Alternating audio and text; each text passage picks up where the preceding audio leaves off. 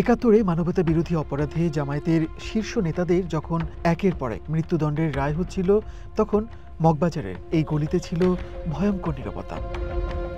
আইনশৃঙ্খলা বাহিনীর সার্বক্ষণিক নজরদারি, হাঁটাচলায় বিন্দুমাত্র সন্দেহ হলেই গ্রেফতার। একটাই কারণ, গলির মধ্যখানে তিনতলা বাড়িটি ছিল জামায়াতের কেন্দ্রীয় কার্যালয়।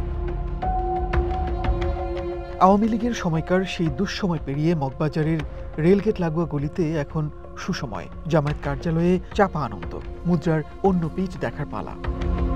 যে ট্রাইব্যুনালে একসময় জামায়াত নেতাদের বিচার হয়েছে, সেখানেই শেখ হাসিনার বিচার। ২৪-এর গণঅভ্যুত্থানে নৃশংসতায় ক্ষমতাচ্যুত হাসিনার রায় শোনার অপেক্ষা। জামায়াত কর্মীদের জন্য এ এক অন্য রকম পাওয়া। আজকে রায়টা এমনভাবে হচ্ছে, আমার কাছে খুব খুশি লাগছে আর কি, আনন্দ লাগছে। কারণ ওই সরকারটাই আমাদের যে নেতৃবৃন্দকে যেভাবে ফাঁসি দিল, সেই অনুপাতে আজকে আমি মনে করি যে খুব অল্প সময়ে তারও একটা ফাঁসি হয়ে যাওয়া দরকার। এবং আমিও সেখানে ভুক্তভোগী। আমি একবারেই 8.5 মাস কেন্দ্রীয় কারাগারে ছিলাম। সোমবার ট্রাইব্যুনালে রায় ঘোষণা শুরুর আগেই জামায়াতের কেন্দ্রীয় অনেক নেতা মগবাজার কার্যালয়ে চলে আসেন। রায় ঘোষণা শুরু হলে সবাই নজর রাখতে থাকেন টেলিভিশন কিংবা মোবাইল স্ক্রিনে। বেলা 2:45টার দিকে রায় হওয়ার পরপরই কেন্দ্রীয় নেতাদের সাথে নিয়ে প্রতিক্রিয়া জানান দলের সেক্রেটারি জেনারেল। রায়ে সন্তুষ্টি প্রকাশ করে তিনি বলেন, স্বচ্ছ প্রক্রিয়ায় নিরপেক্ষভাবে শেখ হাসিনার বিচার হয়েছে। আজকের রায়ের মধ্য দিয়ে অন্তত ক্ষতিগ্রস্ত পরিবারগুলো, যাদের পিতা হারিয়েছে, স্বামী হারিয়েছে, সন্তান হারিয়েছে, তাদের পূর্ণ ক্ষতির পূরণ হয়তো কোনোদিন হবে না, কিন্তু কিছুটা স্বস্তি তাদের হৃদয়ে এসেছে, একটা সুবিচার তারা দেখতে পেল।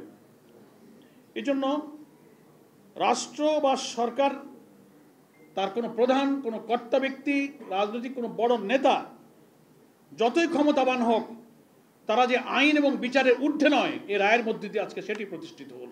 জামায়াতের এই নেতা দাবি করেন, ৭১-এর মানবতা বিরোধী অপরাধে ট্রাইব্যুনালের প্রশ্নবিদ্ধ বিচার প্রক্রিয়ায় তাদের দলের অনেক শীর্ষ নেতাদের মৃত্যুদণ্ড দিয়েছিল আওয়ামী লীগ, হয়ে উঠেছিল স্বৈরাচার। সে কারণেই তাদের এমন পরিণতি। এর আগে মানবতা বিরোধী অপরাধের নামে জামাত ইসলামীর প্রিয় নেতৃবৃন্দের ব্যাপারে যে বিচার হয়েছে ট্রাইব্যুনালে, সেই বিচার নিয়ে শুধু বাংলাদেশ নয়, সারা দুনিয়াতে এটা প্রশ্নবিদ্ধ, আন্তর্জাতিক মানের হয়নি।